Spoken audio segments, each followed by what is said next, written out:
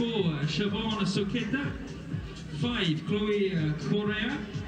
6, Lou Robois. 7, Zoe Jean. And 8, completing the pack, Rivoith Evertoon. And on wheel, Frank Ter, the backs for France, Pauline Barrett. 10, Soliana Sivi. 11, Alice Granholm. 12, Anemi Tatalula. 13, Faustine Ricichelli. 14, Anik Kuni.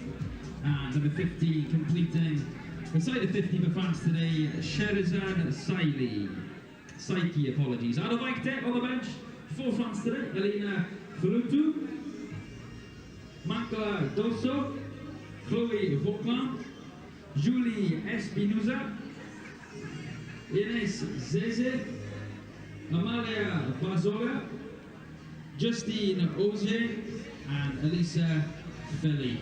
Kickoff will take place in about 10 minutes time, folks. Thank you very much to all of you for your support. It's been a fantastic run of games. We've had 3 games over the last week or so.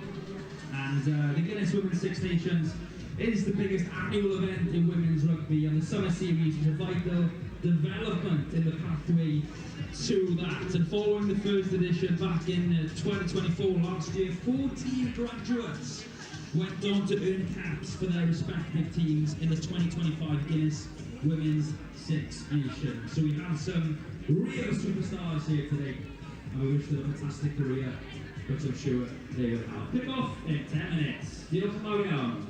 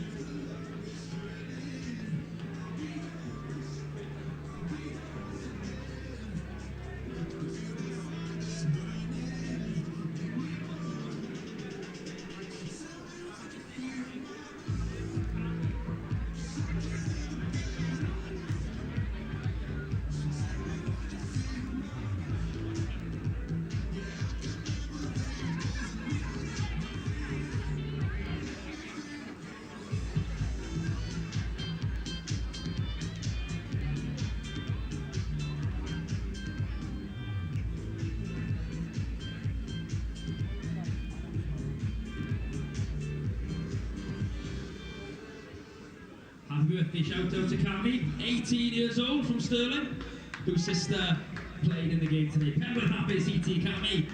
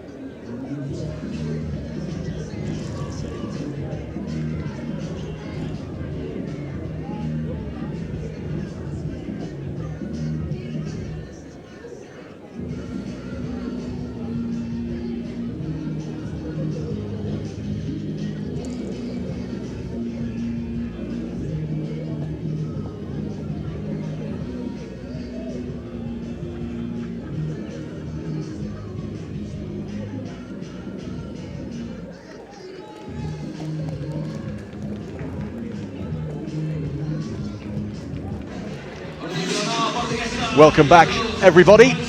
Ostrad Minak, for the last time, plays host to a final match in this year's Six Nations Women's Summer Series. And at the end of 3 match days, after 8 matches so far in the competition, it is an England against France encounter to round things off.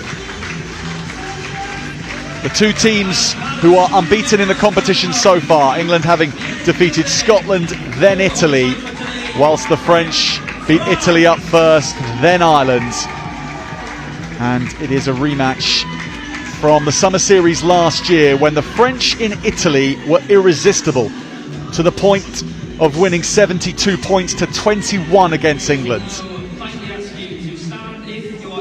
They've been in scintillating form this season so far, but so too have England. We are all set for Le Petit Crunch. The anthems up first.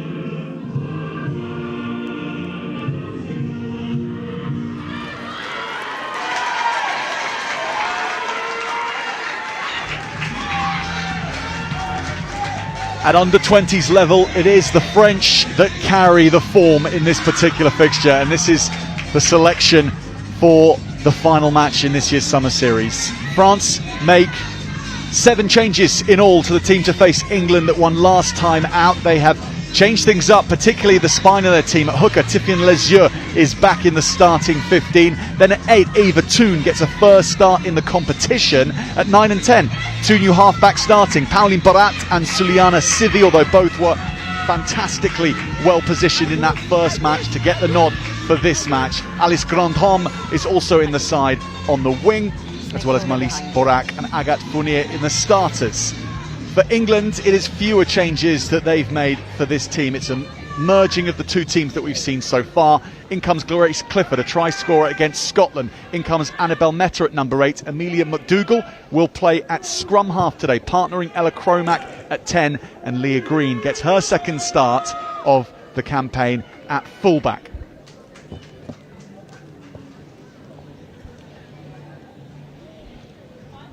Well, there's talent everywhere you look, at any number really, across both France and England. For England, the likes of Daisy Aspinall and Ala Latouille will certainly have impacts, and for the French, they could switch it up in any which way they want. Alina Folitou and Justine Augier, just 2 players who have both scored hat-tricks in this competition that the French could call upon.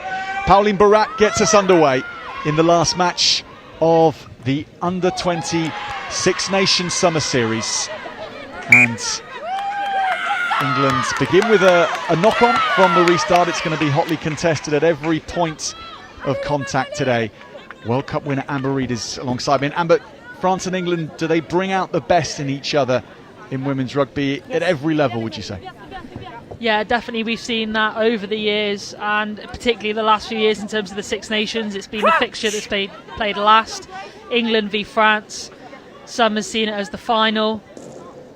And it's hotly contested because you have to be at your best to come out with the win. You can't go in at 70, 80% and expect to win against a team firing. So it's going to be a great contest today. Well, France have had the most successful scrum in the competition so far, and they're rock solid right from the off. Barat gets them moving, and they will be at a furiously fast pace right from the off. And they are, on that occasion, a little over their own high-speed beginnings, and that dribbles out to touch. Millie David making sure. Just early warning signs of how the French want to play. We've seen this characteristically. They're going to play to the edge. Their backs have fired. Just on that occasion, just lacking the accuracy to find Granholm and give her space with ball. England's captain Lucy Calladine with the line-outs. And McDougall wearing 9 today, straight into Meta's hands. And that's the kind of physical confrontation she can provide.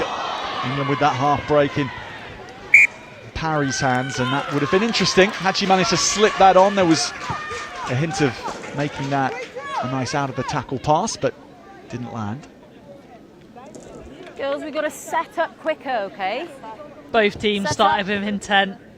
Lovely line from Parry there, just couldn't quite keep hold of the ball, but again showing what she can do in that midfield.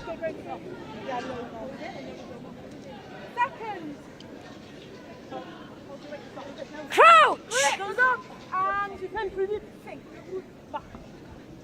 Bind!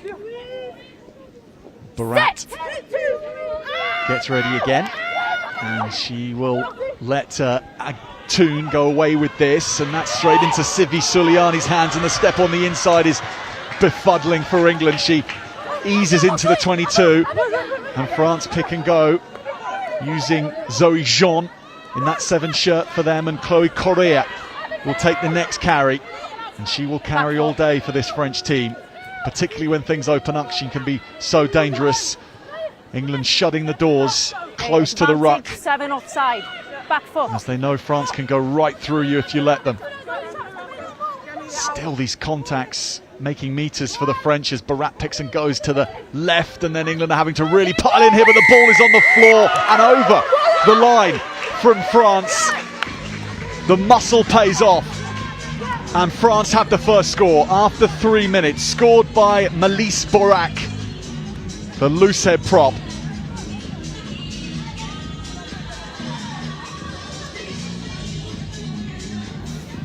The art of deception at that set piece. Everything normally comes through Barat, but they used her on a decoy run and hit down the blind side, and here just full force streeting the England defenders left on the floor. And again, Barat working in and around the base.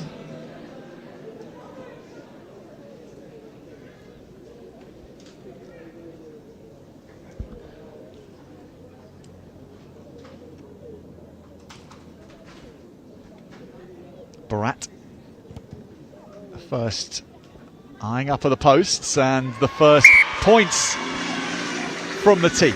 Pauline Barat begins her afternoon creating a try and then converting it, and she is the dictator of tempo in this French side.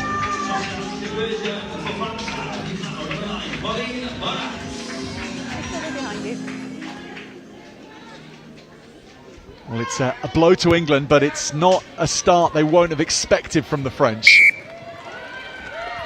LJ Lewis was saying ahead of the match, though, that this week has been entirely focused on themselves, not looking at where the French could be unpicked in any way. They're just looking to do what they've been doing in their matches and do it better. And reach that next level of performance that they will need today against this French team. Yeah, it's going to have to be England's best performance of the series so far. And conversely, France are going to have to step up their game against this English side as well. But Can see what England's trying to do, retain possession off that kick, but this is a really dangerous place now for France to attack. Set. Zuliana Civi is France's fly half. She then moves open to the open side, gets it from Barat here, takes it to the line, right round the back, and holes opening up for the French. That was Psyche up from full back. Very lively number 15 for France.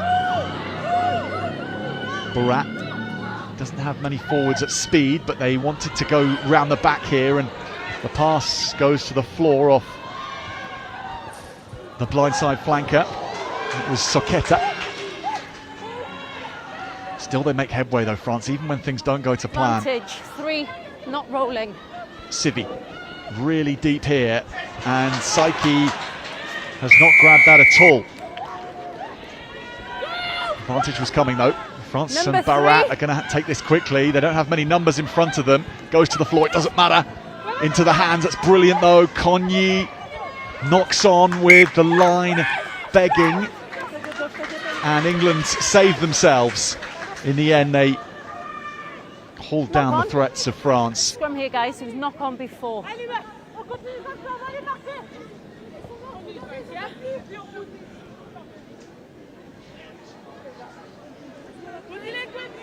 So Konyi is one of the most dangerous attackers in this French team. She hasn't yet scored in the competition, actually.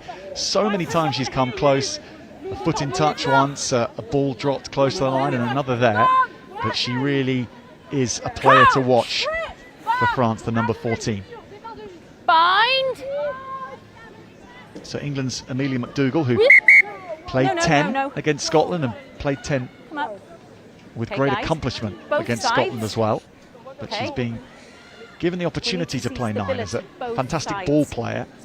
England want to get two of their best ball players on the park for as long as possible with Cromack and McDougall. So the Saracens fly half is in at number 9 today. She has played there before for this England under-20s team against South Africa in April. Bind. Set. So it's not an entirely new combination. England under a touch of pressure. Meta looks to relieve some of that. No, back foot. And England fighting hard to get extra meters for Ella Cromack and her clearing tactics. She's got a massive boot, has Cromack. And so when they get it to her, it can go downtown quickly. Instead, England want to run it though from here.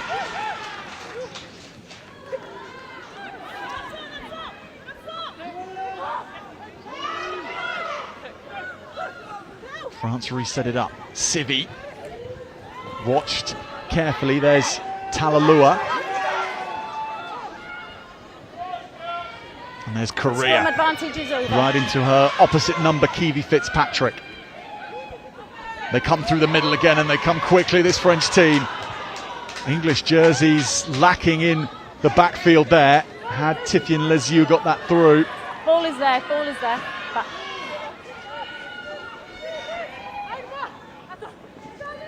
Korea.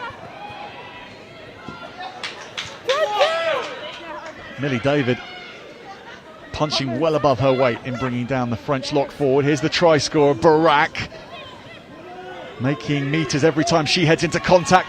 Pauline Barat is held up.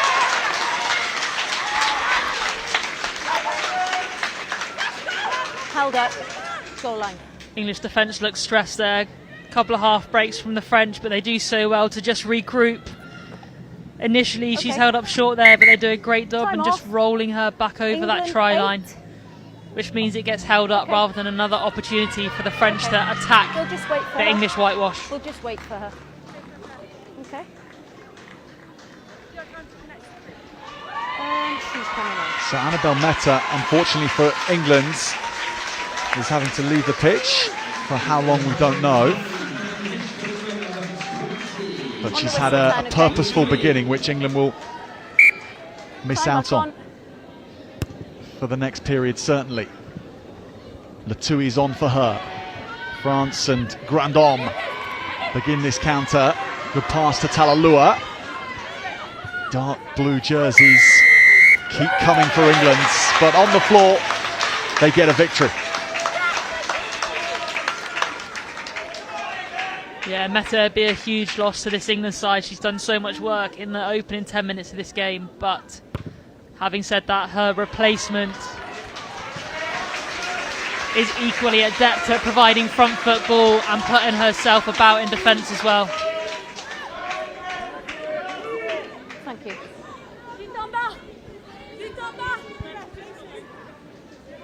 Lovely turnover there. Straight on the ball. McQueen so quick in, like any good open side. Locked in, immovable by the French clearers.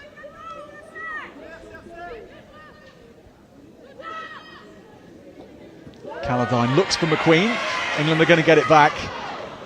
Cromack can't take that cleanly. Yeah, no contact with the other. No. England have the penalty from Jess Kavanagh, our referee today, by the way. We didn't get a chance to introduce her, but Jess from the Welsh Rugby Union. I was waiting for you to see if you can play something off that, okay? Yeah, that's fine. On 15, Jess, not 5. Guys, on the 15. No, on the 15.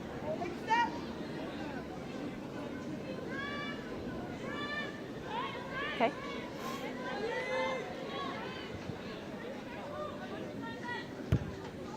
Cromack uses the power of her right boot to good effect. France. It's going to be a very useful tool today. Cromack's kicking out of hand. That is you. Don't close the gap. It's such a big boot as well. If she can just match that with the accuracy, it's a real weapon to allow England to France, manipulate France into moving around the park. Stolen by the French. Barat away to Correa. And that's kept alive somehow. French offloading is again one of the assets that they top the statistics on in this summer series. They go for more and more stick than any other team. Cromack is back for England. A short pass here. Leah Green at speed.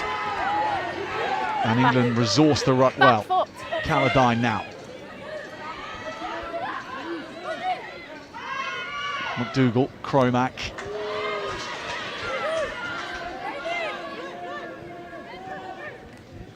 And that's a stinger onto the hands of Sarah Parry, but she takes it well, and she's off. Parry looking to get in behind the French, and lovely stepping from the Harlequin.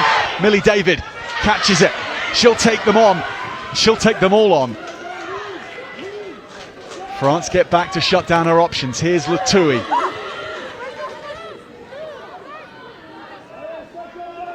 So England, through Sarah Parry, getting in behind France for the first time and causing some panic.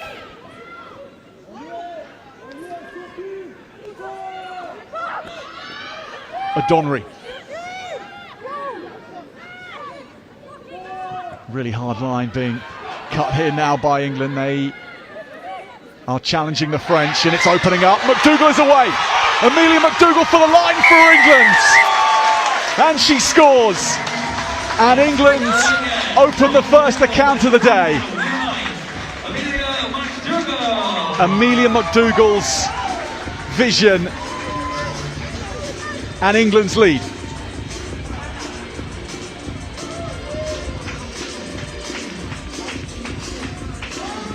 Very good at a show and go from fly half, and on this occasion she just looks at her runners on the outside. Latouille's there, uses them as decoy, and it opens up in front of her. And like you say, she's got the vision, she understands how to read the game, and if you leave a space that big, she is definitely going to take it and has the pace to finish.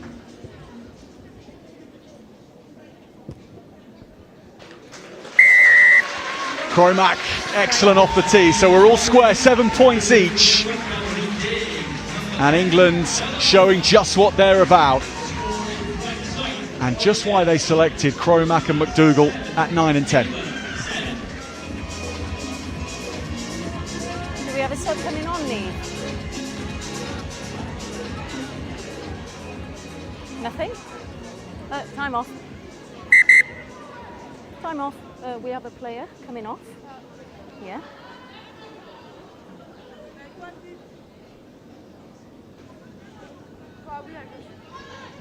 So Jasmine Adonri, unfortunately holding her shoulder,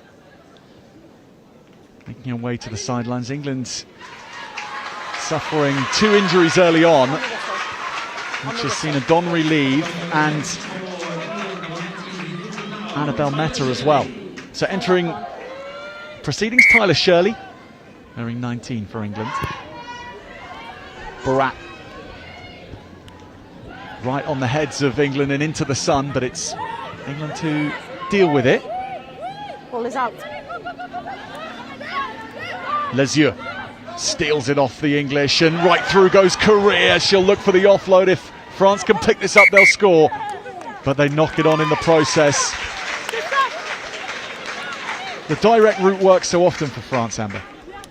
And the direct route often works for Chloe Correa. England ball. To try assist in the last game, straight through the middle of the ruck, something that England will have seen. They need to be mindful of bodyguard, so there's 2 positions that are stood left and right. They have to be name checking. If they see Chloe Correa in that space, they know she's going to take advantage and go through the middle. She has to be marked, but wonderful bit of play from her. Bind! Set! McDougall, the Saracen, a very impressive PWR season behind her, as Latouille loses the ball off the back of that scrum. She made good yards initially. France giving it to Psyche, who came into the line, but a second too late that pass was made, and it went forward. You see that intent from the French. Every time they go from defence to attack, their transition is so quick. They're looking to move that ball 2 passes, and then whoever's dropped in the backfield from the kick is coming on at full pace. Saiki in that example just overruns it slightly, but you can see how excited they get about an attack and how quickly they want to move the ball to space.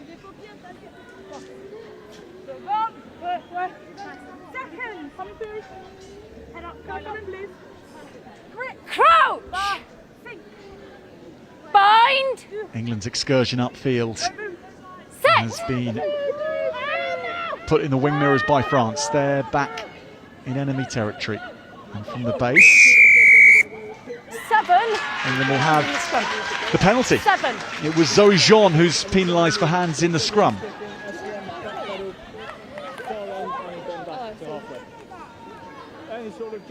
Scrum's going to be a critical area. France want to get go forward so Barat can run off that base and have a really nice platform.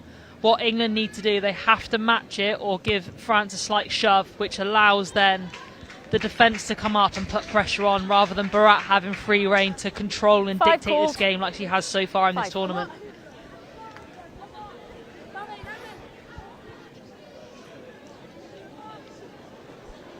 Caladine.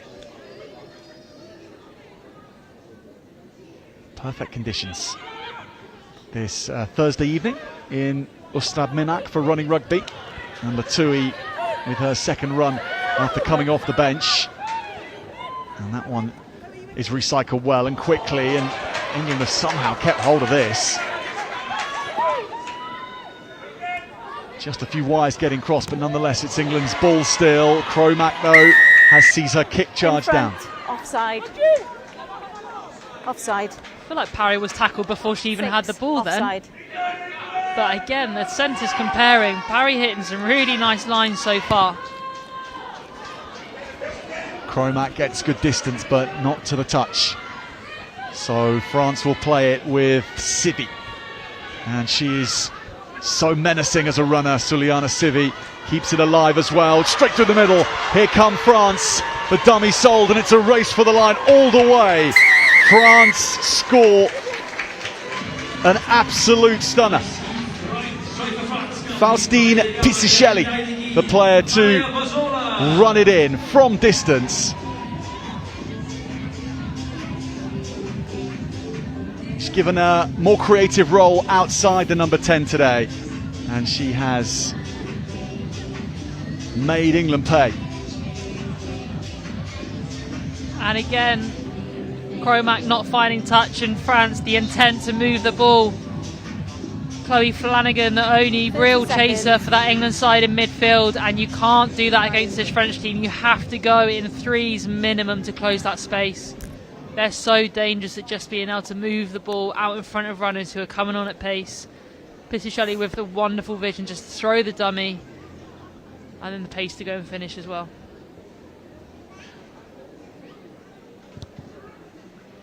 Barat trains it in on goal. France with all 14 from their 2 tries. They lead England 14-7.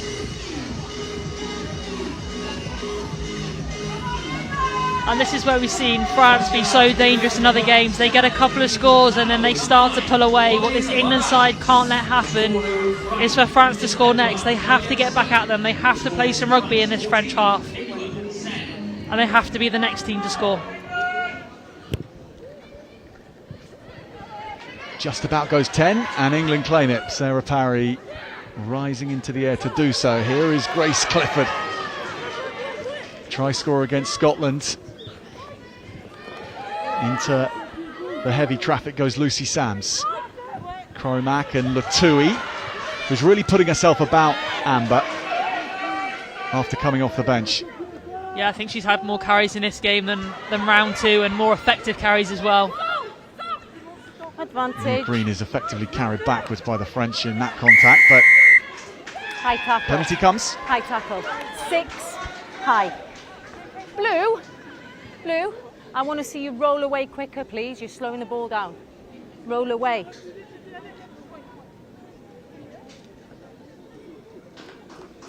So Ella What are you Cromac doing, 10? puts the ball on the floor and says, "I'll take the posts, please." Post call. There's only been a couple of shots on goal across all 9 matches over these 3 match days, but Amber, an underlining of the importance of this match and just how important it is for England to stay in touch with the French.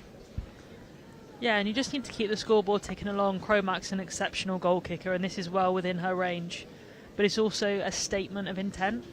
It means that the French have to be disciplined in their half. If this goes over or has the distance to go, it'll make them think twice about giving away anything in their half. And it's gone over with metres to spare. Ella Cromac and her trusty right boots send England into double figures. France leading 14-10.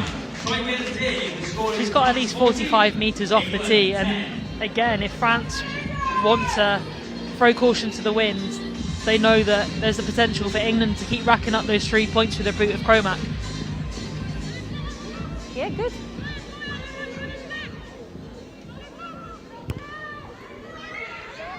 Barat puts it into the sun. England make sure. No.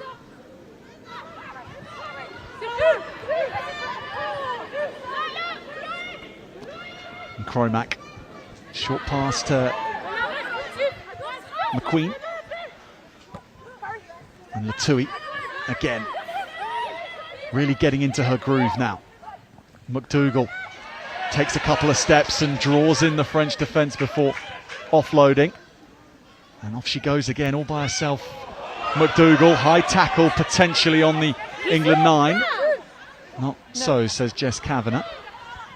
Cromac, little jink, and go from England's 10. Certainly opening up their playbook, England, from the off. Kiwi Fitzpatrick, a straight up and down second row who has skills in the air and really robust runner of the ball. Carry from Parry. And Cromac's given herself a lot of time here. No, stay. To send this long. Psyche, though, underneath it, little juggle. Yeah, retreat, Blue, retreat, Blue! Blue, retreat! Engages Cromac in a kicking exchange, and Cromac wants it to be run back instead with Green. One of the most experienced players in this England team, the 15.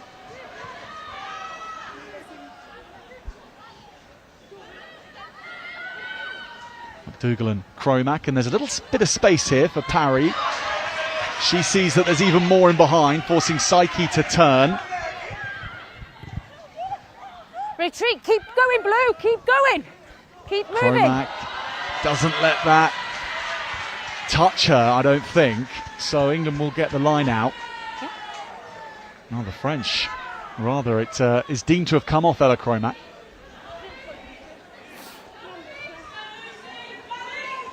Numbers. No. Yeah, touched by White. England just getting on top of the kicking battle at the moment, just making really smart kicks, finding grass on the edge, whereas the French are returning kicks, apart from that occasion, is being caught by an England player on the full and allowing them a little bit more time to make decisions. But again, I think that's going to be a really good battle that develops throughout this 80. Lezieux on the mark. Little juggle though from Barat. McQueen almost bagged the scrum half. Talalua, one of the strongest runners in this French back division, straightens things up. And that's nicely along the line. Now here's Cogny with all that speed, and Annette Cogny surely here will get the first try of her campaign. She has threatened in every single match, but only against England has she come good to cross the whitewash.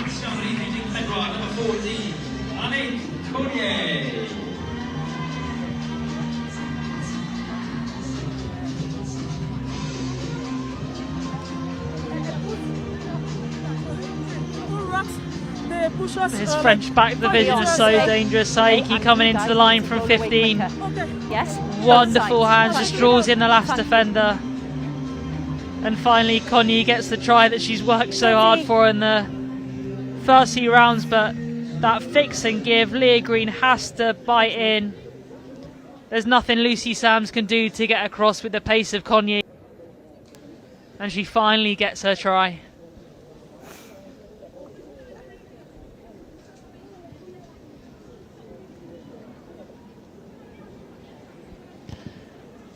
Pauline Barat with no problems whatsoever from that position. 21 points to 10. The French landing a blow with every time they come forward, it seems. England replying, but the way the French are constructing these tries also most impressive. Have a word. It's just the accuracy in which they spread the ball wide. Everything's out in front. They've got runners hitting the line at pace. Grandon. Good take from the player in the scrum hat.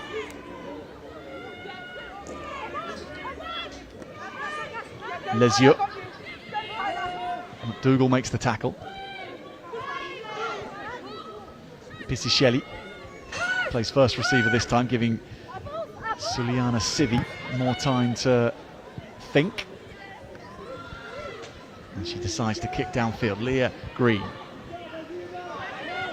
sizes up the opposition and gets up to the halfway line for England. Here comes Latui. Supported well by Shirley. Cromack. Flanagan. Lucy Sams, lovely line from the blind side, and she's right through. Sams has two players to beat in front of her. Takes on Sivi, and she needs support from England's. And she gets it. Now Clifford. No, you're off your feet. She was at speed, and France had to watch her well. No, you were off your feet. Penalty coming here for England. Hey. What a break, though, from England's blindside Lucy Sams. It was wonderful timing at the line. England have pulled the same shape a couple of times, but used a different option, and it was just the timing of that lovely out in line just catches the defence slightly off guard. And again, she almost juggled the ball on that tackle against Sivi, but managed to keep hold of it. A lovely line by Grace Clifford, and this is what England need to do. They get into the French 22 and they keep building pressure. Just blindsides that defender. Realises she shouldn't have any support, keeps hold of this ball. She is fast, Lucy Sams. She wasn't that far away from tackling Annette Cogny as she came across to shut that down. She got a hand to her, Good. which is no mean Thank feat. you. England's from this position needing to come away with something. Off the knee. The French have got it back from the line out. It's not. I'm asking the question about a knock-on, and you can see why. judged to have been the knee.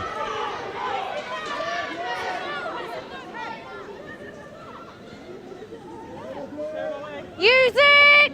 9!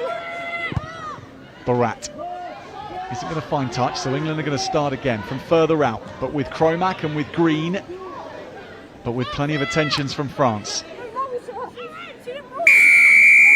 Okay, no, you're good, number 8. You guys did not roll. And they can at least, it's the equivalent of going down a snake when you're playing snakes and ladders. You have to go back a few layers and you can start again. Try to find the next ladder forwards. 4. I think what's important is England are finding that ladder to go again, and they need to keep building this pressure on the French. They're on the wrong side of Jess Kavanagh.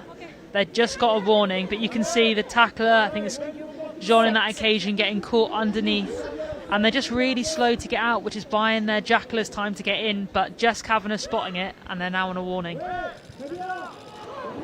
They get this line out back, not cleanly, but anyway at the moment is a good way. McDougall, Alatui,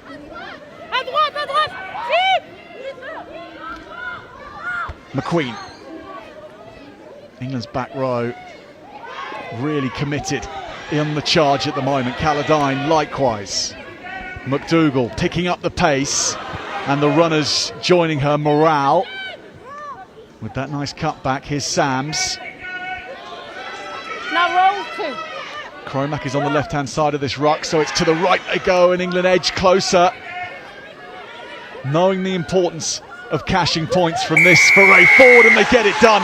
And it's Grace Clifford who picks up and brushes away the opposition to score again.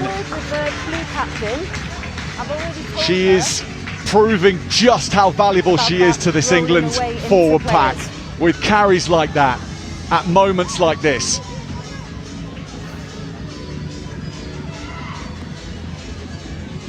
Another purposeful impact by Grace Clifford, and she definitely doesn't look like she was out the game for over 500 days before starting in that round 1 fixture.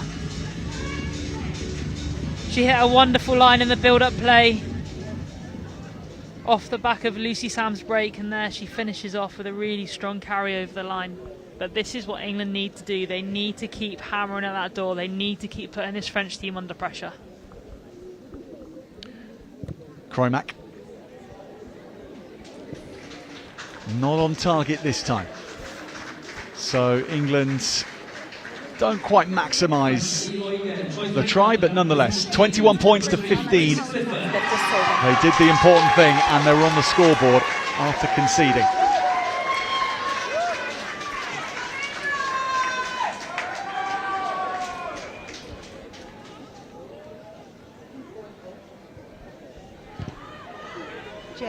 Barat taken by Clifford, and right after the try, filled with the serotonin of scoring, and she runs into contact again. McQueen is picking some very clever lines the open side, Amber.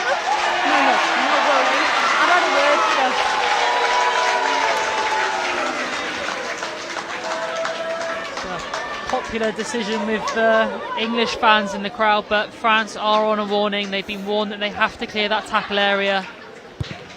But again, that's England. So Espinoza from France is off, but England don't make the most of that penalty. It was well kept in by the French. Now the mistakes and the rushed play from France leads England to a scrum, and they're rising in confidence as much as anything right now. You can just feel the momentum shift. France are rattled. You can see the things that were sticking before. England hot off the line. And again, you'd back Chloe Correa to catch that 9 times out of 10, but she sees the white wall coming at her, and now it's an opportunity for England to attack, really make the most of this yellow card period.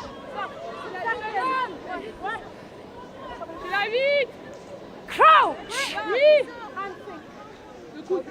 Bind! So Espinoza as a back rower. Set! It means she doesn't require any readjustment of positions for this scrum to go, but they are short-staffed, particularly at the breakdown now. Parry, the Harlequin, clatters into contact.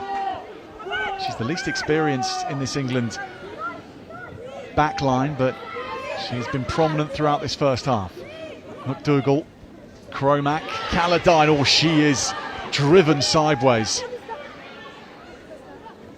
Still comes back on England's side. Sams makes sure that she had full control of the ball, and Clifford.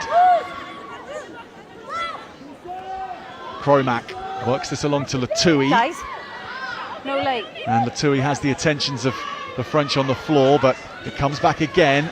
McQueen, that just flew to the floor out of contact. France land the right tackle that dislodges the ball of Sophie McQueen. Promising build-up play for England. Their tempo is high, they're controlling the game when they're in attack. Substitution. Blue 24. One area they could look to exploit is 24. if you lose someone in that back row, you end up scrummaging with two flankers and you leave your number 8. They're normally the one that fills that gap between the flanker that wants to fly off and the scrum. So you can see there was a disconnect there where the flanker flew off the scrum, and it's Chloe Carrere as the next player off the line, and there was probably a 5-10 metre gap just on that inside. If they wanted to look at those inside tips and flood someone through that gap, the space is there in this yellow card period. No.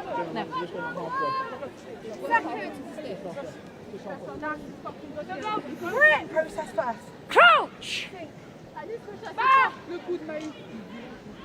Bind! Set! England get the squeeze on the French at the scrum. Barat, though, quickly moves through the gears, and Civi likewise. Latouille has got back here. No. Caladine. Captain's tackle from England's hooker there. 9, none of that. 9. Talalua almost gets it back. England will be able to play from here. Parry on the ball again. Knock on. 9. No. Don't fall into players. No falling into players. Okay? Uncharacteristic error there from Talalua. She's been phenomenal the first 2 games. Very much the forefront of getting France on the front foot. And just not being able to keep hold of the ball there. Set up, please, guys. England are doing such a good job at getting set. They're being physical. They're not allowing this French side to gain post-contact meters. The shots are hard. You can hear them up here in the stand, and that's what they need to do. They can't give any easy yards to this French side. Bind! England with the first set-piece possession against a 14-player France. Early push. Yeah, free kick. But they won't get that ball back. Early push from England's 8. Yeah. Take decision mark. 9. Just feel like those are the moments that England really need to capitalise on against this French side. You're not going to get many of them, but you need to utilise your chances you get. Correa for France sets it up. Talalua loses the ball. And a couple of moments for Anemoine Talalua, where she's lost possession twice for the French in a row. And she's had such a strong campaign. She's one of their most attacking runners. Time off. But Anna, I suppose as well as France play, and so often everything sticks for them from what we've seen in this summer series, but their game is high risk in its very essence. So there's always the chance that they'll do nothing different to what they've done in previous matches, but one day it won't come off. Okay, I want to see. Yeah, and you say it's high risk, but again, like, you can mitigate that risk by how you practice. They will train this way all of the time because it is their blueprint of how the French play. This is French rugby. at its finest and they like to move it. You can tell that their skill set's high. So yes, it is risky, but the conditions are perfect. It is dry out there, and they would have practiced this style of play the whole season. But again, like you say, when it doesn't stick, that's when you can start to feel a lot of heat and feel under pressure, and you have to be able to find the fine balance between, for the next 5 minutes of this game, let's just rein it in a little bit, let's build ourselves back into the game, let's find our flow, and then you can start to open it back up. But at the moment the French are continuing to play. They probably just need a couple of minute period, especially on this yellow card, to settle, and then they can come out and re-establish that jouet rugby that we love to see.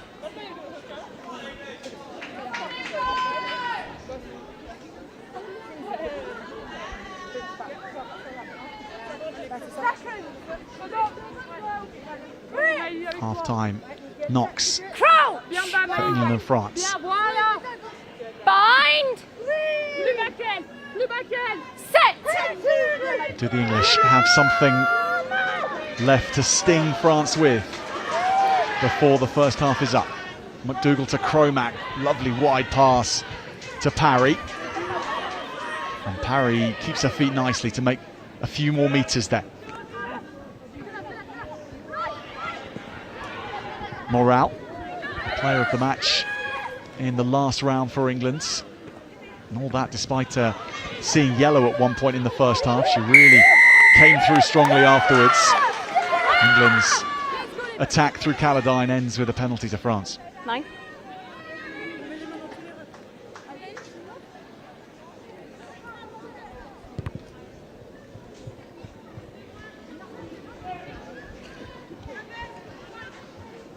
Yeah, okay. So Barat. Blue, use the line. Use the line. France's number 9, who can play 10. Make And sure she's you're on once side. again shown just what a sharp operator she is at under-20s level. Skill set is a wonderful skill set to have, and she sets the French off through the middle with Thun. And she'll go herself here, almost selling the dummy, then passing on to Civi, who is caught after kicking, but not illegally. So, Obstruction. and when you operate at that kind of speed, Amber, even something involuntarily like that can end up as a penalty against you. England, nothing really too deliberate about it. Maybe there was a subtlety to that deliberate nature of holding her back, but they operate at such speed that anything gets exposed that you do wrong. Yeah, and sometimes you just can't help yourself. It's that natural instinct, like you say. You put your hand out, you're losing the battle, you try and gain a slight advantage, and it gets picked up by the referee. Yes, on the line. Now it's a really good opportunity for France, on the line, who have been under the cosh for the last 10 minutes or so, to score going into half time. Doing all this without Julie Espinosa, who's an important cog in this rolling maul of theirs, but Les Yeux behind the line, and France nonetheless lining up, and through Korea and Thun, they go for it. Les Yeux at the back here, it's moving well. England on the line, repel it. And Barat may decide that this needs to be up to her backs. She gives Barak the first chance. It's a shutout from England. Les Yeux is so close. Again, England withstand. Thun is next up, and it goes to Jean on the edge. And France find a way through the white jerseys to score on the very edge, despite being down to 14. It is a masterclass in managing resources from the French forward pack.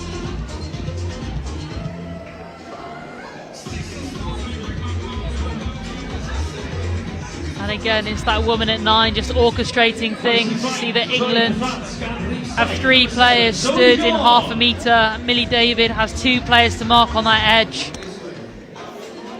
She's got Thun and Jean both asking for the ball, and she can't mark them both. She needs help from her inside to pull out a little bit wider. You have to mark that pick and go threat, but you have to keep your head up and have awareness of where the other French players are, and Barat just picking the right option and John profiting in that occasion. That is good.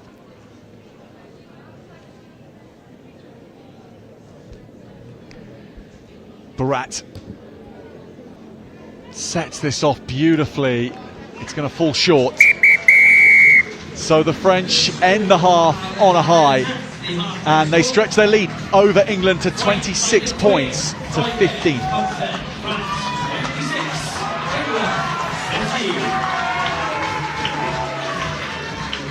And Amber, this has felt so tight all across the 40 minutes, but to look at the scoreboard and see 11 points the difference will be a difficult one for England to swallow. Yeah, considering they definitely had the French rattled in the last 10-15 minutes, played the better rugby, probably been on top for most of the game. Just the French keeping themselves in it by attacking that English breakdown, getting a couple of crucial turnovers, even though they're onto that yellow. And then they're so dangerous from this far out. That was the first try from Barak, just fighting her way to go over that try line. Yeah, Barat to Barak. And then Barat again.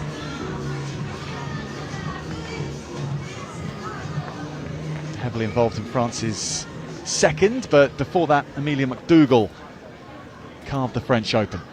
Gliding through against Tiffany Lisieux. And that was a fine score from England's scrum half.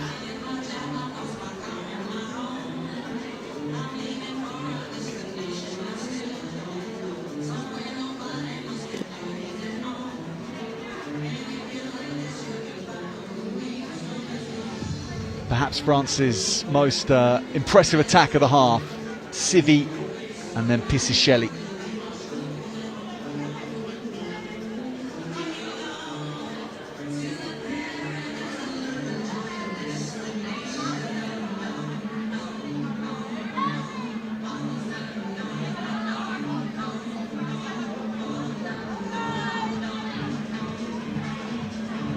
Nate Cogny was next, and at this point France were threatening to run away with the first half. The French winger on the scoreboard for the first time in the summer series.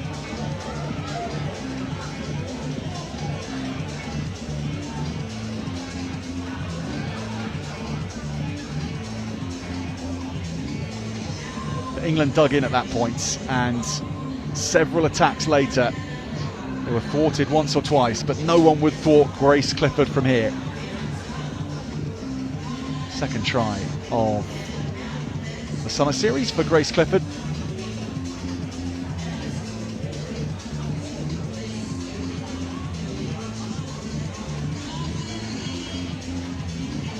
And then to finish off, Zoe Jean held her width, and a swift pass from Barat, but all about the organisation that set it up for the French.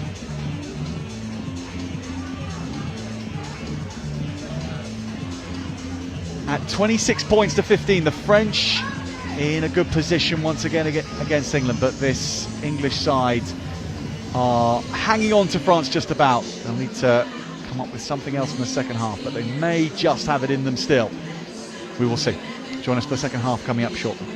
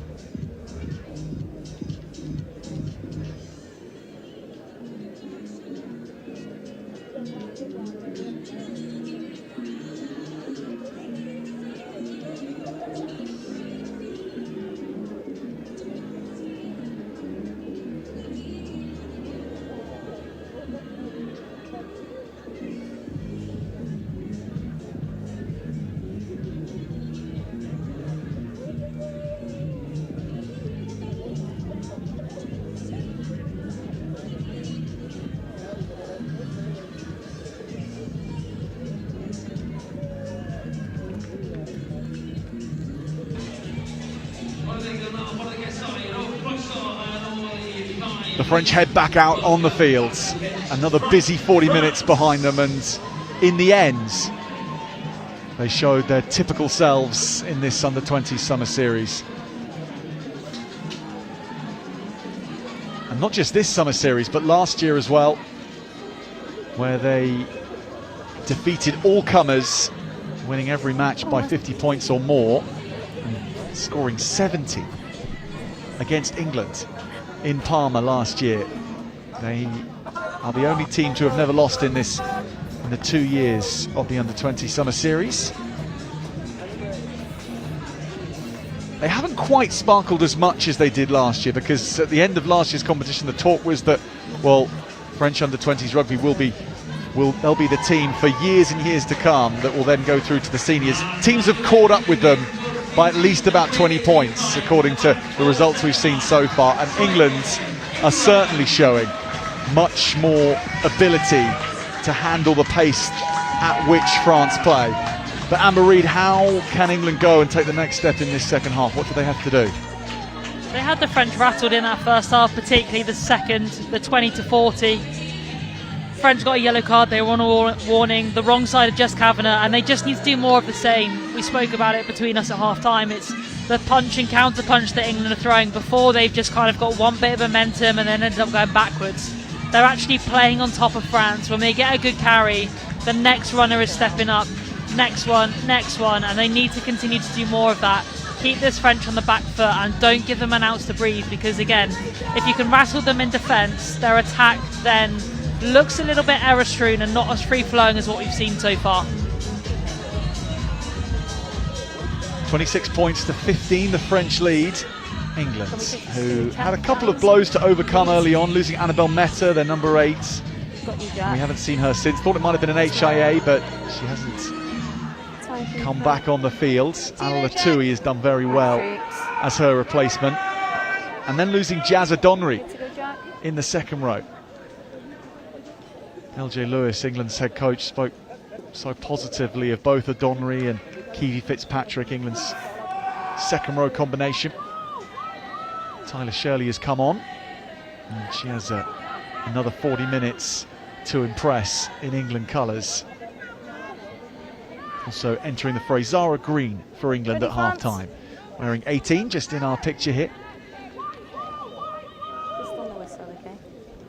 She's really going to help that England cause. I thought she carried really well last week, got her team on the front foot. Cromack puts England on the front foot here. They chase down Eva Toon, and under that pressure with the ball in the sun, Eva Toon, France's number 8, makes a mistake.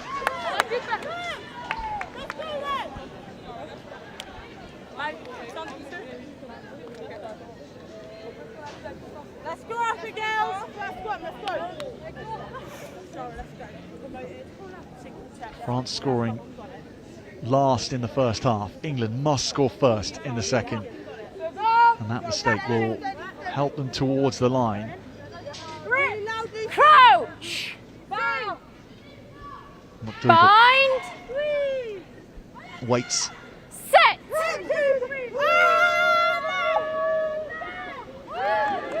England scrum going backwards and quickly. And Espinosa was trying to get that ball back. Millie David, though, will tidy up, inject some speed around that scrum. England's can go from here with Latouille and then Lucy Sams, and they're throwing all the right shapes at the start of the second half. England, here's the new woman on in green. Parry tracked well by Talalua. McDougall and Carmela Morale with that into outline. Caladine picks up the mantle and picks up the pace, and this is where McDougall can be so dangerous around the base of the ruck. There's Zara Green now, steps out of the tackle. England's going up a notch, and Latouille going closer to the try line. McDougall looks to the right, goes to the left, big contact over the line of England, but they're going to be held up unless this is worked back, and it is. And France shutting off advantage, opportunities where they can see them. Advantage. Leah Green doesn't get the ball. She was lurking. England with a penalty. Offside. 7 offside. So from the tap and go, Tyler Shirley has the ball at her feet. Now Latui almost steps through the first challenge. England have runners big enough to power over from this distance. And Shirley nominates herself. Release, release. And England go once more. Flanagan was helping out there. It's going to be worked along the line. Morale tracked again well by Nate Conye. Big size difference there, but the French winger lands her target. Spinning and turning is Green. That carrying Still got the ability advantage for all to see there. Now McQueen charges. Tackle! And it's there, the ball is quick. England pour forwards and over the line and scoring. And they were patient. And they made sure they manoeuvred their pieces in the right way. And in the end, it was inevitable. Blue. But England had to be very, very precise at that moment. And Sophie McQueen takes the pats on the back. England's staying in touch at the start of the second half, and they had to. Espinosa straying offside, which gave them the penalty advantage, but it's the quality of the England clearers at the moment that are allowing them to play with the freedom and the momentum, especially in and around that French try line. The first person is coming over low, coming over hard, and they're clearing past the breakdown over the ball. Second person's in quickly, securing. Lucy. Ball is there on a plate for the next person to come, and McQueen is the one that profits from that. Ball's at the base, picks it up, and she goes over the line. McQueen and Lucy Sams in combination there at the base, I think. Time off. They were picking and going and feeding off each other, and it might have been Sams that put it down. The important thing is the scoreline for England, 26-22. Just what they had to do. Hopkins risks the pass, and it's a calculated risk. Lucy Calladine was getting the ball back. The afters here between Correa and Kiwi Fitzpatrick. Yes, I've got 5. They both wear number 5. They're not exactly going to allow their opposing number to gain even an inch. Captain. Even off the ball. Just not you. Not you. Right. Let's listen in here to Jess Kavanagh. Okay. First half is good. Yeah. You're now, England, clearing past the ruck too far for me. Okay. So that was a prime example. No more. Yep. Okay. Have a word, please. Thanks, I appreciate it. Okay. It's a penalty.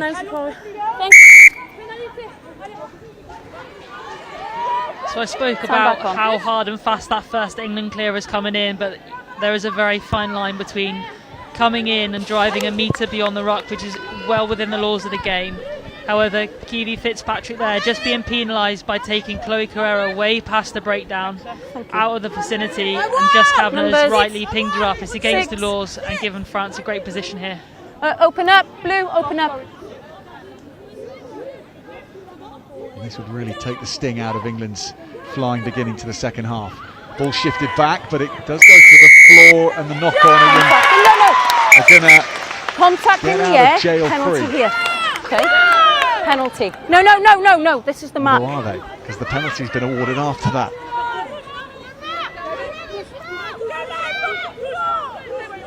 Barat to the corner, backing her forwards. Contact in the air, girls. Same. On the line.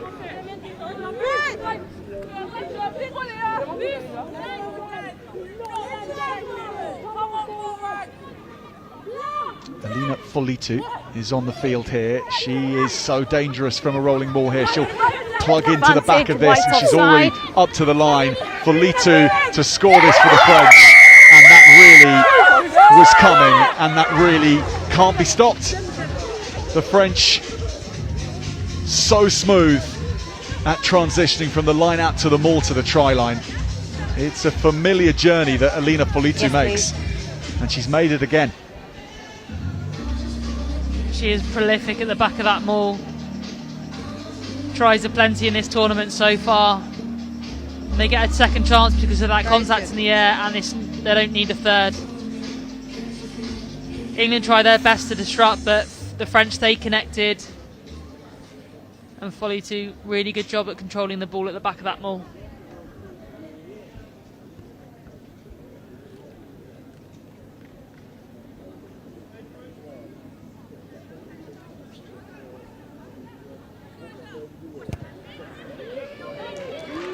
Brilliantly sized up by Pauline Barat. A1 from the tee, from France's scrum half.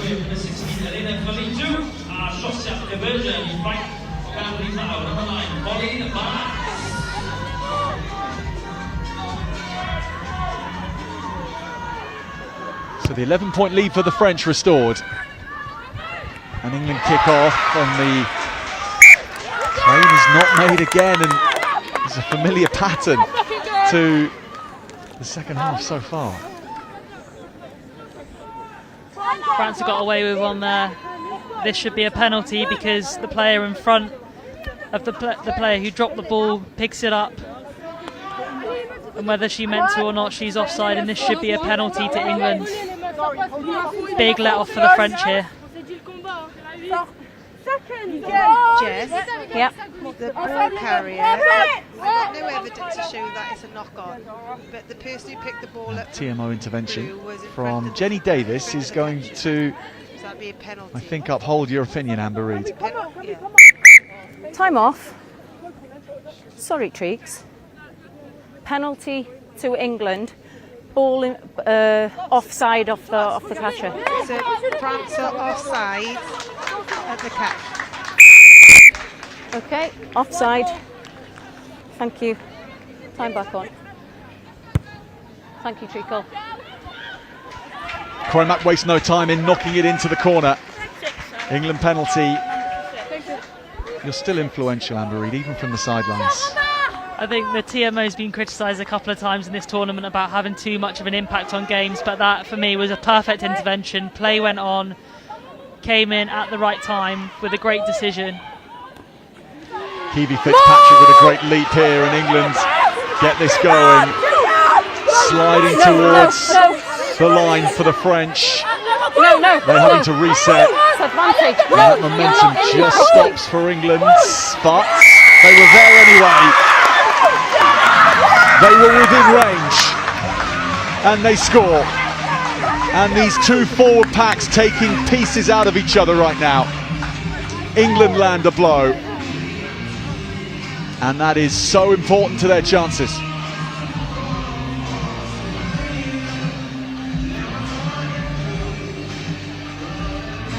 Morag does their best to try and get in the English side of that maul through the middle, but they stay composed, they stay tight enough to not let her through and have an impact on that ball carrier.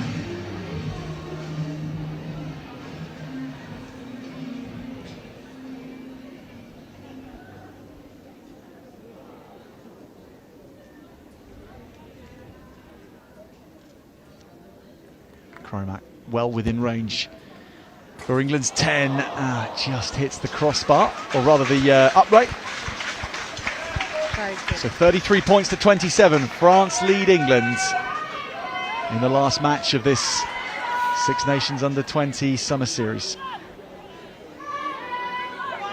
What a test match. And I think this is going to come down to the depth in either squad. Can you make changes? Can they raise the tempo of this game? Can they make a real impact? Barat knocks this forward, and Hopkins very secure under that. Haven't seen Sophie Hopkins at all in an attacking sense. No, release. She just does her job when she's called upon. Got to release. Chloe Flanagan with a good carry, the loose head. That's a good break, isn't it? But forward to Sophie McQueen. But McQueen and Sams have got through not just a lot of work, but they've made big impacts in all areas of the game. Yeah, they've done their job at the breakdown, at the scrum, at the maul, but it's their running and open play, they're finding those soft shoulders, lovely late movement at the line, playing off their playmakers who are going to create space for them. unfortunately just drifts forward there, just overruns the pass from Cromack slightly, but that's what can happen if you give McQueen and Sams an inch. They are going to take it and they are going to make you pay. Bind! Sit! The French pull this to the left-hand side. Barat and Civi, and she was hoping there was a runner just to her left. Instead it was Ella Cromack. Latui.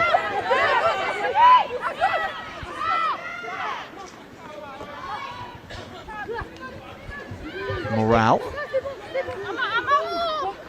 England's looking over to this corner because this is where Millie David is, and David sets off. She's tackled, and just for a moment it looked like there might be enough space for England's Millie David to show her speed. It was quickly shut down. Yeah, again, if you've got a player of Back 10, please, Millie White. David's pace, you want to give her the ball early and allow her to take off, but Granholm of equal match there, just marshalling her well, using the touchline. Barat to Civi, and the French already moving this into midfield. Talalua, lovely pass to Pisichelli. This is Psyche, she looks to step forward. England's cover defence is good. Pisichelli though, does for a couple of England defenders there. Zoe Jean now straightens. No, it's fine, ball is there. And Talalua once more. McDougall You're off your feet, White. just did her Leave best it. to slow her down. The French attack does slow down momentarily, but they've still got numbers here. Cogny will put speed on things, and her legs are taken. France close to England's line with Barat. And England have to line up the numbers carefully here. Barat's open to all options here. Felitu is the go-to. Back The foot, hooker. White. Back foot. Barat, crossfield kick. Cromack has touched it. Advantage, And knock on. that is a knock-on, but just getting anything on that at that point was what was needed from Ella Cromack. Had she not, that would have bounced into French hands, most probably. Jackal. England First defence thing you getting do caught is really hand on narrow the there. floor. Barat again, we've spoken about her as a classy operator with the vision to look up. She creates tries for other people, just probably doesn't quite get hold of the kick as well as what she would have wanted to. She would have wanted to hit it a little bit longer, a little bit flatter into her winger's hands, but Cromack does just enough there to get across and cover that space. I will move. She's had to come for you. from a long way. Okay. Unfortunately doesn't take it, but like you say, saves a potential try for the French. Might be the most important knock-on of Ella Cromack's career so far. Come up, come up. Okay. This is the march. Okay. However, had she Yeah. taken that cleanly, then there Don't- would have been don't no keep one up. ahead of her Okay. in French You don't ranks. Too close. Okay. Right, let's reset then, guys. Please Very reset. balanced moment in this match.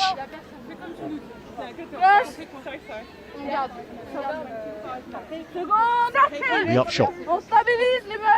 France with a set piece, Crouch. 15 metres from England's line. Bind. Sit.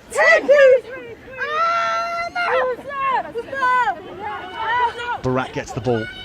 This is Shelley. Goes herself this time. England eventually get her down. Coming around the corner quickly was Vauclin. Correa is at the base of that ruck. Barat stretches this to Psyche. Cogny is again on the edge. Can she finish from here? She keeps it alive. England get their hands on it. No hands. And it's England ball. Right on the try line. And Nate Cogny Counter is good. fought it again, but the French are still there looking to touch it down with Espinoza. And the ball was there for the French flanker. And she had to move it all of 2 inches forward. And the French get in at the corner. They just didn't give up on that one.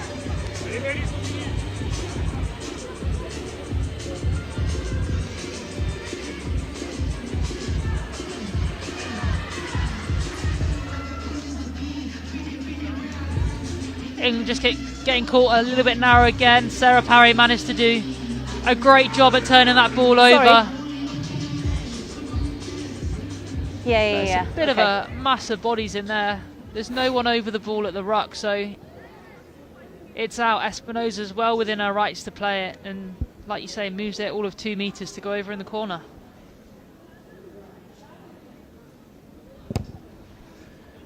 Pauline Barat has gone so close again,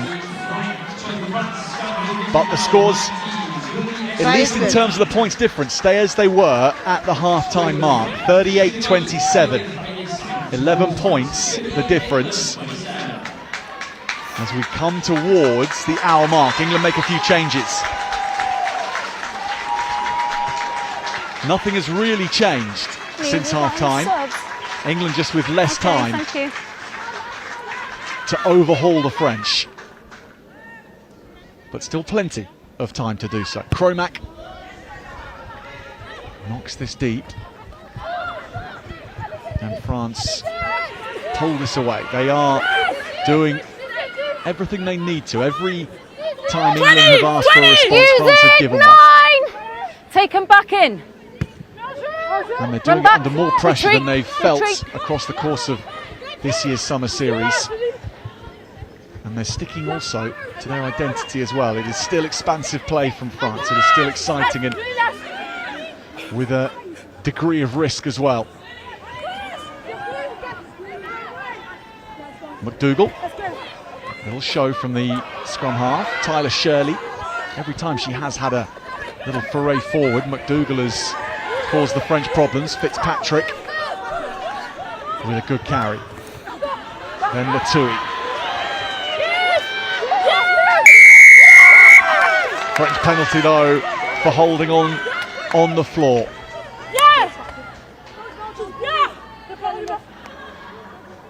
There was a hint of an opportunity there for England. Rather than hit that forward pod, they were space wide. The French defenders closest to your screen were screaming for their fold to come round because they were short. But instead England played through their pod off 9, and it's a great work at the breakdown again by the French, just stealing that ball. Okay, cool. So, use the line for me. Line.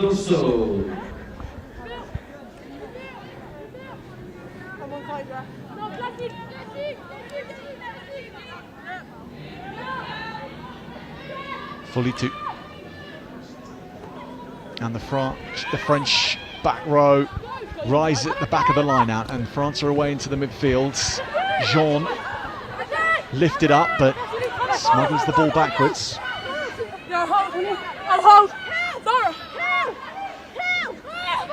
Barat always looks like she's aware either side of the ruck where the space is. Here it's to the left, and Cogny wanted that a little early. She gets it alive with Folitou, and it's still with the French, still with Barat.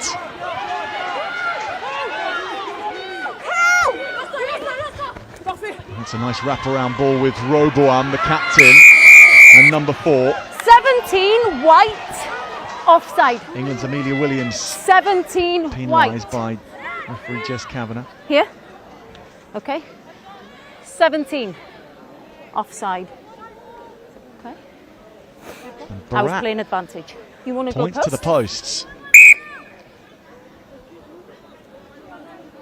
And that underlines their intent, Amber, to really put more points distance between themselves and England. Yeah, it takes them two tries clear. Barat, the kicker, really decisive, pointed at the post straight away. Believes she's got this distance in her locker. She's kicked well across this tournament so far.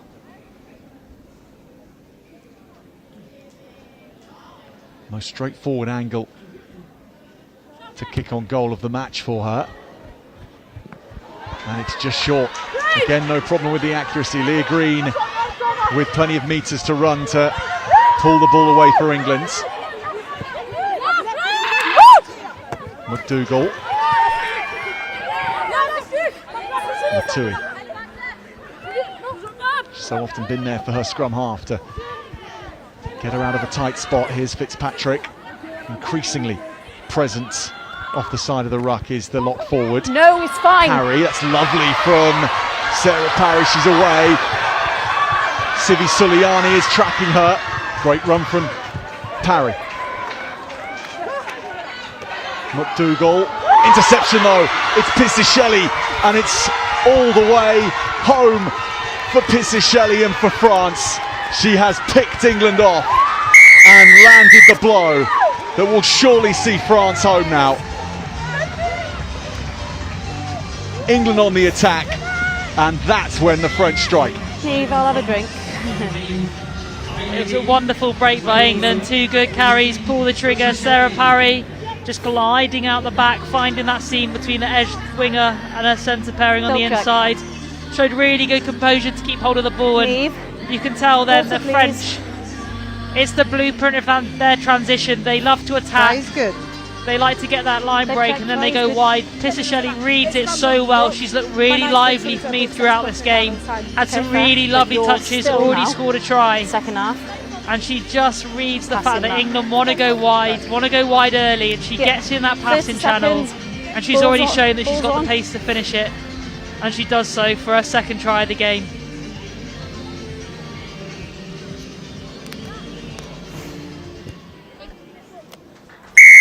Barat knocks it over. It's 7 points for the French. It's 45 points to 27 for France.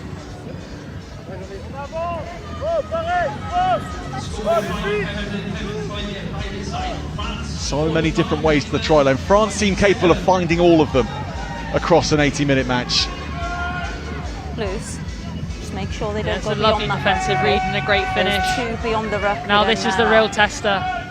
England, what have you got in the locker to keep coming out and putting France under pressure? Can you close this deficit? French getting in a spot of confusion at reclaiming the ball, but they, 22. in the end, reply with some distance on the kick.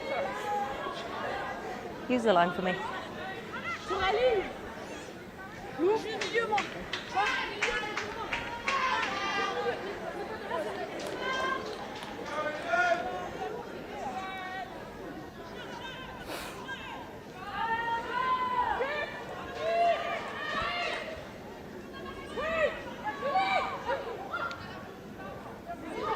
Fitzpatrick in the middle is the option. Good ball, but not straight ball. Not straight. Option. Scrum.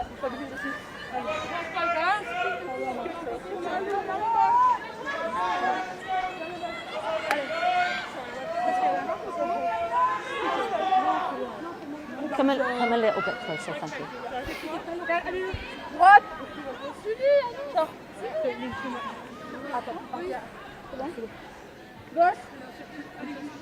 Can England hang on to the French here Crouch!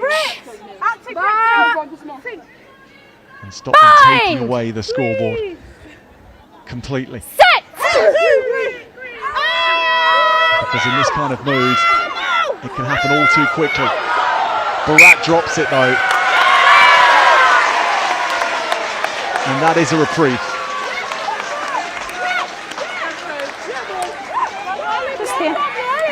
Very uncharacteristic from Pauline Barat, but as you can see, it just gets stuck in that. And that's credit to the English forwards, putting the French under pressure, not allowing them to go over the top of that ball and give Barat no pushing. Clean service at the base for her to attack from. Both. I'll now move out your way.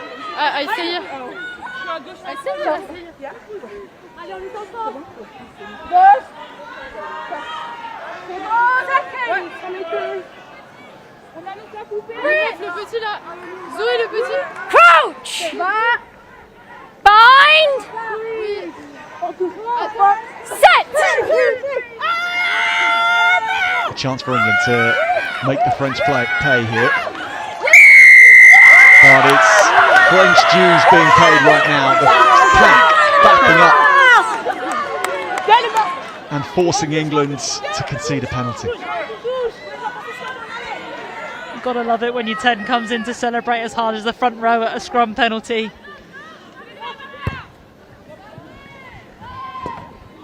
So Pauline Barat's individual mistake covered by her pack. As rare as they are, nice for her to know that Take a step for me. the forwards are watching out for her. Thank you. And what a player they have on their hands in this 9 shirt for France, for right now, for years to come as well. Do have a particular ability to bring scrum halves through in France, don't they? And Barat, another one in exactly the ilk of everyone who's come before. Now the French peeling off, form of Chloe Vauquelin, Civi. This is Shelley. David coming up to try and cause a few problems, then she tracks back and almost gets Grandhomme. Here's Espinosa. Civi. Charged down by Tyler Shirley, and she sets her sights on making meters. England with her, and McDougall and Fitzpatrick. And France now realign. Sophie Hopkins going after this. Well played Tyler Shirley for the charge down and the change of possession. But England unable to capitalise on that. On the line from England, okay? And a great decision to carry as well. You can see the support players calling for the ball, but she decides to just keep hold. There were French players in that passing channel. Just allowed England another opportunity to get at the French. Okay, I'll watch.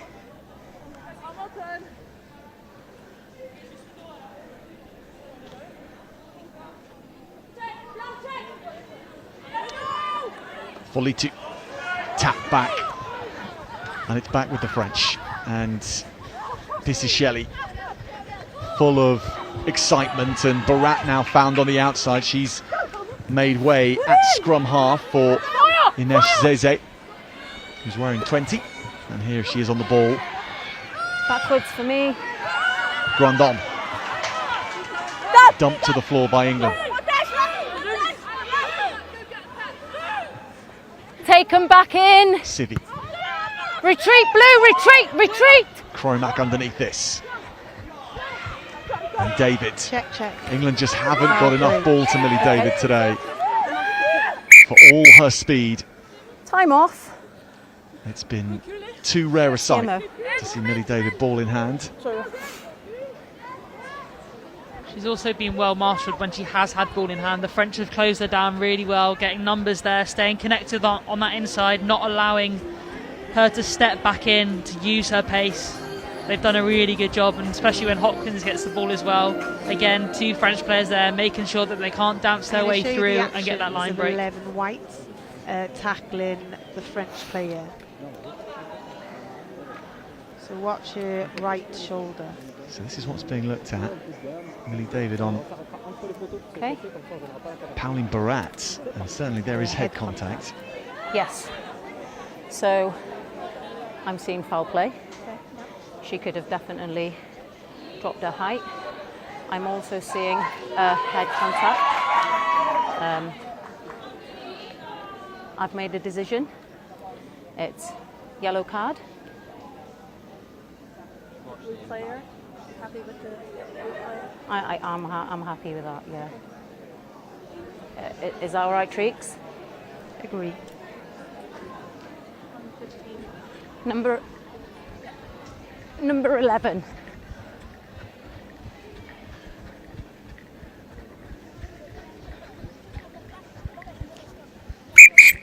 Captains, please. 11 White.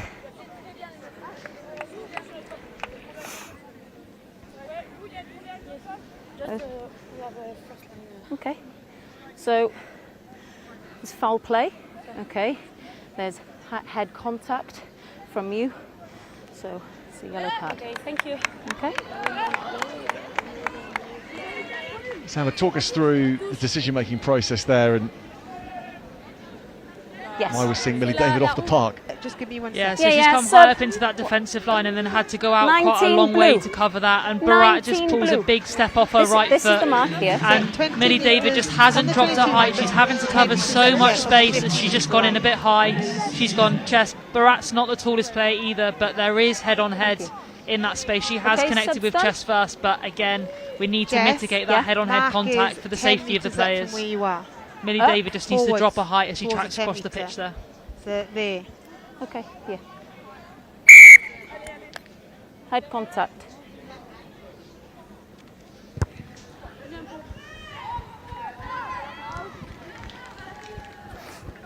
So the chance of seeing Millie David with more ball eliminated for the next 10 minutes at least. Yeah, yes, And thank England you. will have to cover Open up, open up. the absence of their speedster on the left wing. 70 minutes on the clock now. And the French not getting things quite right at line. So McDougall rushes forward and collects it. Off a foot. And Off a Matui foot, that's fine. didn't knock it on, remarkably. Just went straight off her foot, so England still have the ball. Cromack with the pass to Millie Hyatt, who's on in the 22 shirt.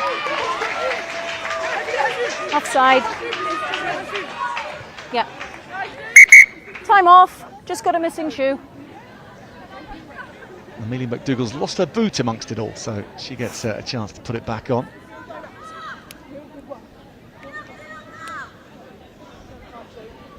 It's good discipline by the French players not to launch that another 20 metres down the field, which you see quite often.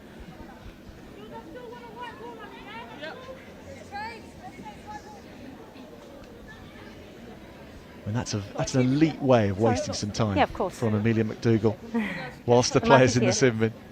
Okay, yeah. That's the thing though, like you Time back on. generally try and run the clock down a little bit when you've got a yellow card, but in England's position there's 10 minutes left to play and they're down on this scoreboard. They have to still attack this game, and one way they can do it, they've lost their winger and a speedster in Millie David, but they have a pack that has performed so well so far in this game, and this is a real inroad as to where they can get stuck into this French team.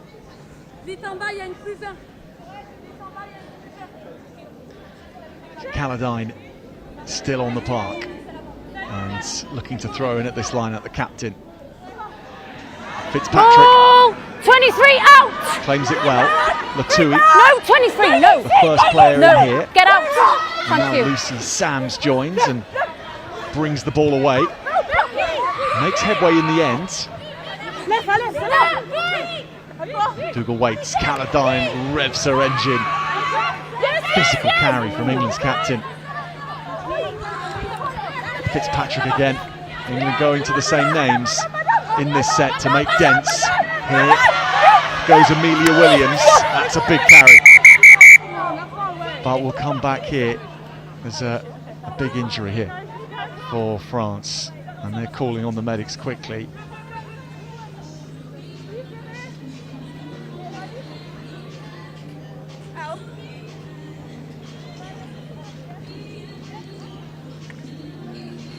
Jack. I'm not entirely sure up here which French player it is, but certainly the referee and Jess, French just to update you on players were what's quick happened.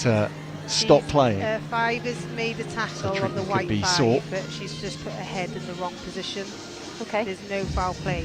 Just Okay. thought you'd want to know what's happening. So we are going to start with scrum for England, but the ball is where they got to, and then that's where we'll start with, right? Yes. Okay, cool.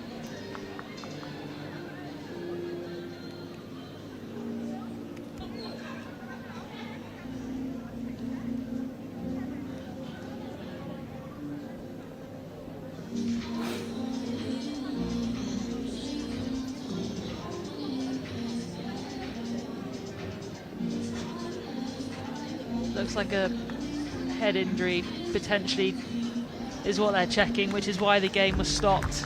Generally other injuries that the game's allowed to play on, but because it is a head, just checking that Chloe Correa is okay, Captain? making sure the medics can get on and work in a safe manner, but a bit of a reprise for France because England were definitely on a rumble there, definitely on the front So foot. there's no foul play, yeah? England going forward, so we'll start with a scrum here. Blue 5 Korea off there, standing. HIA. Oh, that wasn't the No. incident. This might be though. Girls that stay in, that stay now.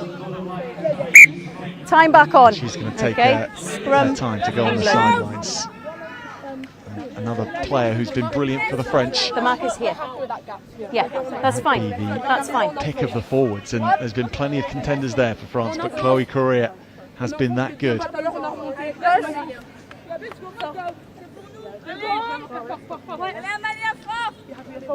Second. Crouch! For England, though, their task to get over the try line again Bind! and maybe sneak up on the rails on this French team if they can do that. Laturi picks and goes, penalty comes, no advantage. Yeah. McDougall looks to go quickly though.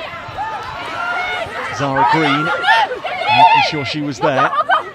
Flanagan. No roll 18. Once again, No England back choosing foot. to go through those in the forward pack to get this done. They've On your feet. proven their record at doing so in this match. Shirley is close. Good drive again from Tyra Shirley. Short! Amelia Williams Short! rolling. Leave it now. Leave it. Come blue, Not please. Short. Placing it on the line so it comes Yeah. back. Front, Shunt back, after on the shunt line, from England. Back, Get there. back. It's up to the backs now. Cromack just can't kick it away because Barat was right up, 24. almost taking the offside. ball out of her hands. Where's the She mark, was so Mary? close, Pauline Barat. Okay. But Offside. why 24. was she so close? No more now. Because she may well have been several yards offside. McDougall again looks to the forwards and Ala Latui. French players clinging on to her. Pick to the left now. And they go again. And England surely here. They cross. It is precise from England.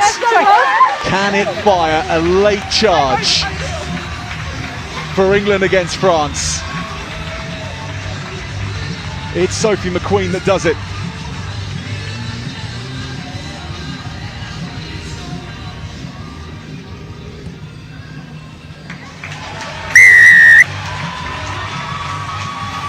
Cromack with the conversion.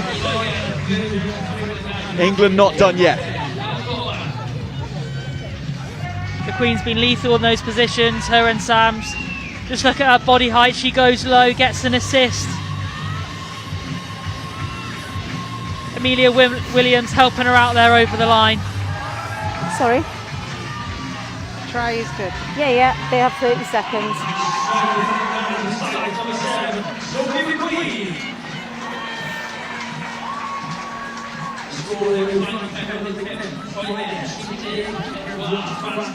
Ten. Scoring that try was down to 14 England, and without Millie David it was part of the equation to go to the forwards because of that. They're understaffed in the backs.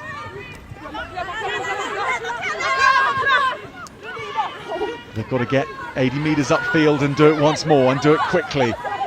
And Ala Latui knows the urgency there, making that last carry. Fitzpatrick.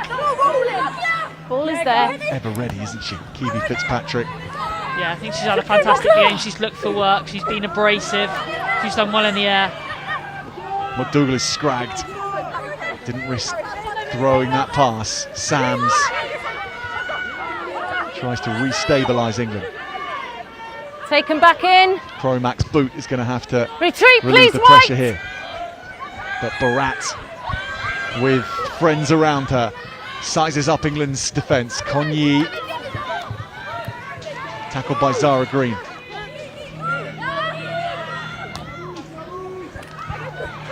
Onto things is Philippe. Alessia Philippe for the French. Barat now at fly half, popping up everywhere. Suliani, Pisichelli, and now Grandhomme racing and looking for the line herself here if she can keep the power on after cutting in. Tackle! Great run from the right winger for France. Now the French can categorically put the match out of sight with any points here. Folitu. Tackle! Scrum half Zezek. Looks for the captain Roboin. Zezek switches direction again. Barat calling the shots and using the forwards outside her. The pick up and goal, and France are there. And Elina Folitu.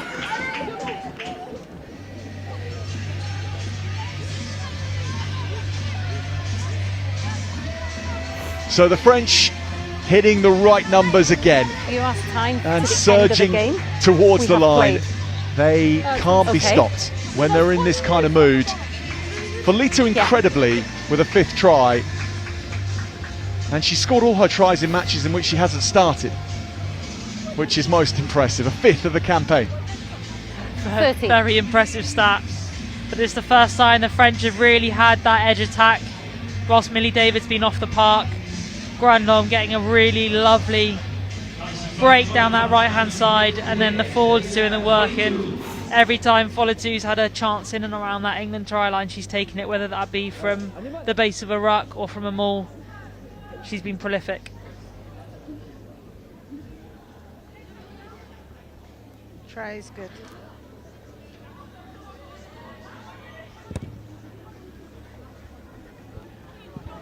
Pauline Barat, on the topic of prolific, adds another couple of personal points to the pile. 52 points to 34. The French, in the end, putting water between themselves and England.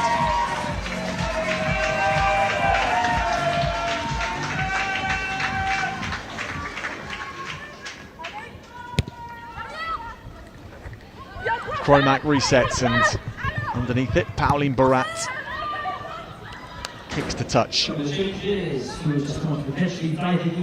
Amber, so many candidates, I suppose, but in terms of player of the match, what do you think? I can't hear you. Sams and McQueen in the back row for England have performed admirably, worked so hard, got tries, got points for their team, made line breaks. But in terms of the French, I think Barat's had another great game from scrum half. But for me, my player of the match, Faustine Pisichelli. I think she scored 2 tries herself, made some wonderful breaks.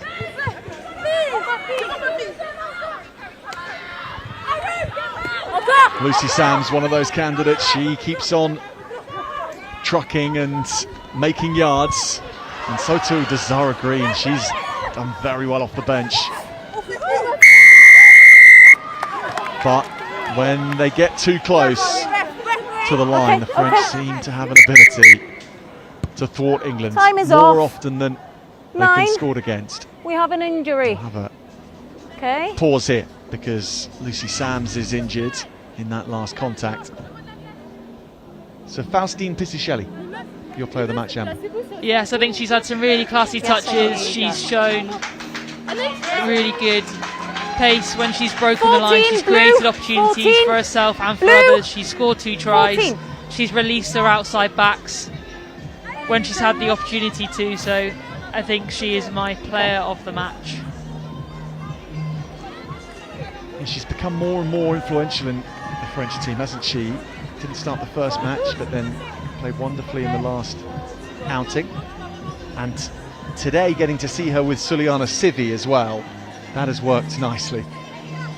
Yeah, and I think it must be tough coming into that French midfield. Obviously game 1, the French performed so well, and part of that axis was that midfield. They lost Masipi, their captain, to an injury, and she stepped into that role and she's grown into it as well, and I think she's performed so well in this game across the park. She's defended well but attacked and taken her chances. The French looking to attack again. Look at Lucy Sams off the floor and stepping back into the ring. A mighty collision from England's back rower. The French though breaking free off the back of it. Good support line. And they're still wanting to play. And these last minutes of the contest, full of ambition from the French. England though, and McQueen and they've been two of England's best performers today. 6 and 7, McQueen and Sams, absolutely brilliant. Parry, another good carry from the Harlequin. And Latui. High tackle, 8. High tackle on her. Daisy Aspinall wants to get things moving. Number 8.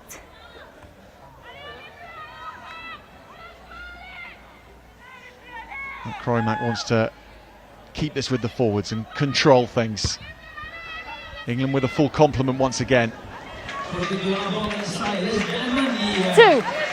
England 2.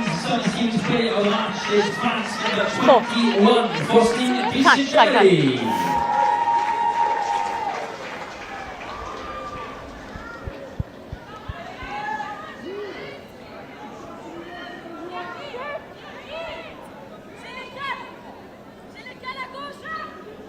Simpson on at hooker.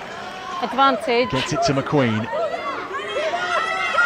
And can England come through with another try to bank here? Aspinall. Cromack, Millie Hyatt just doesn't find the intended No, contact Zara Green. here. No. Sorry. On the 15. It's this contact on the 15 here.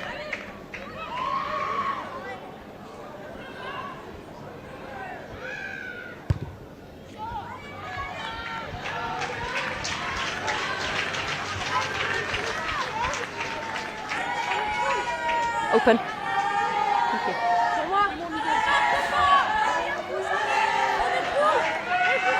No, open up, please. Now from 15 metres away, a second chance. Fitzpatrick lifts McQueen this time, and England are ready and present to pile in. Aspinall. Big pass out to Hyatt, who had to jump to take it. To reset there. Good take from Lucy Simpson. Latui bringing in Sams. And the French making sure they are ready to take down Lucy Sams. No. And then they pile through, but the spin and turn from England.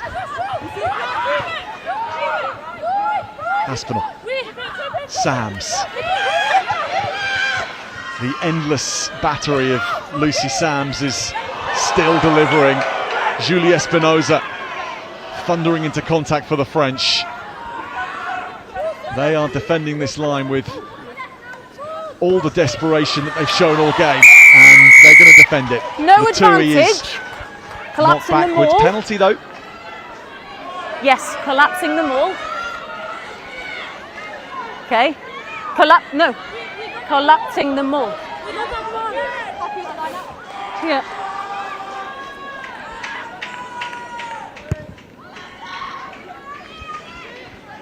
Cromack to touch.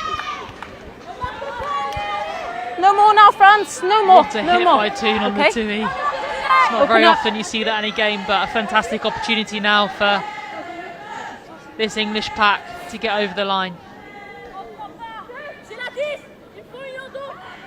Another tilt at the line out, rolling maul. Fitzpatrick brings it down Latui, and the English pack break off and they cross, and they'll end on this high of the forwards ransacking the French from close quarters. It's going to be France's day. They have been immeasurably the best team in the competition, but this English forward pack have taken them on at every opportunity, and once again they have ripped right through them. The try being scored by Zara Green.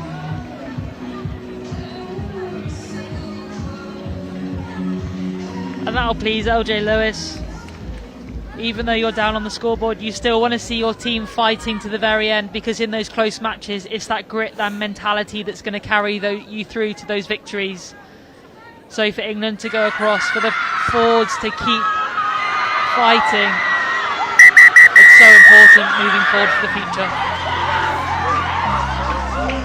The final whistle in Ostrad Minak, They can't scream. and it is the French who have ended the summer series as the only undefeated team in the competition. England beaten 52 points to 39. And this development pathway proving for the second year in a row how much talent is coming through at under-20s level, but proving also that the majority of the success is with a French flavour. They have been irresistibly good. Not quite as many points against opponents as they did last year, and this result highlighting that, England getting much closer to the French than they did 12 months ago. But they are still the team to beat, and a team which can't be beaten.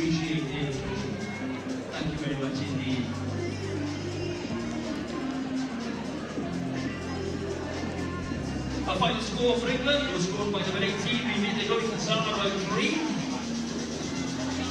Great attempt right at the end there. Final score though is France 52, England 39.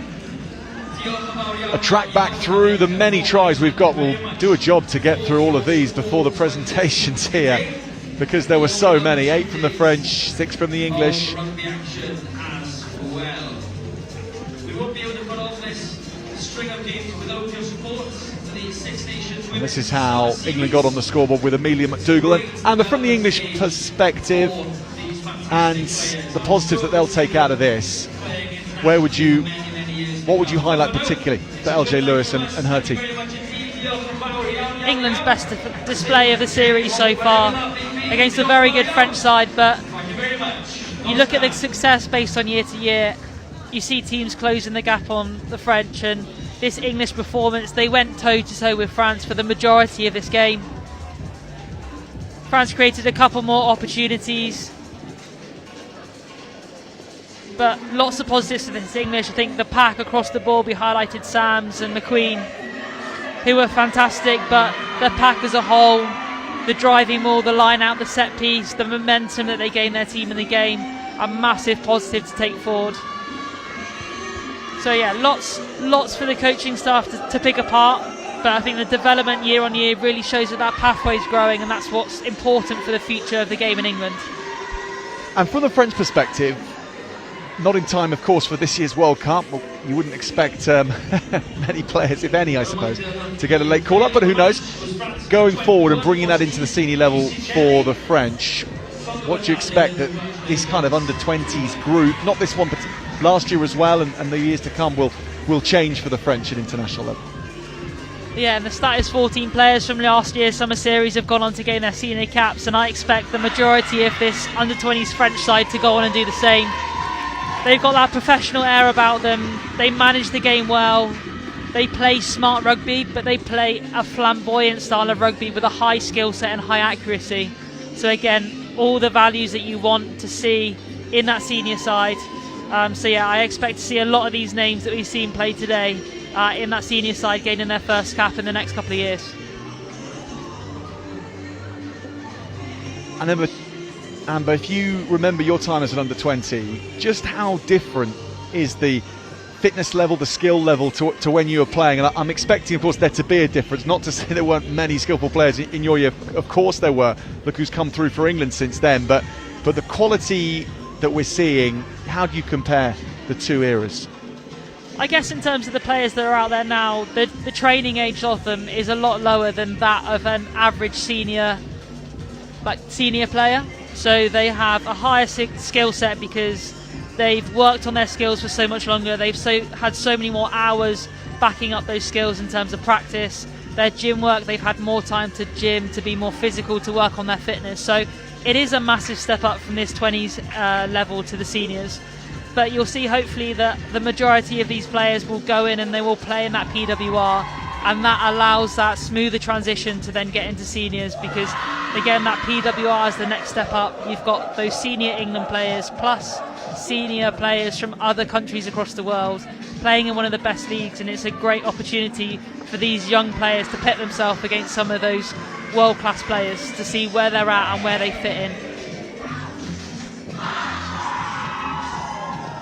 So at the end of time here on match day 3 in Ystrad Mynach in the Rhymney Valley in South Wales, it is a very good night from us. Amber Reid, thank you very much for your company across the course of the 3 match days. It's been great to have your company as well, wherever you've been watching on from around the world and wherever you've been supporting. It has finished with a French blue wash once again. They beat the English 52 points to 39 to be the only team to go 3 from 3 in this year's Under-20 Six Nations Summer Series.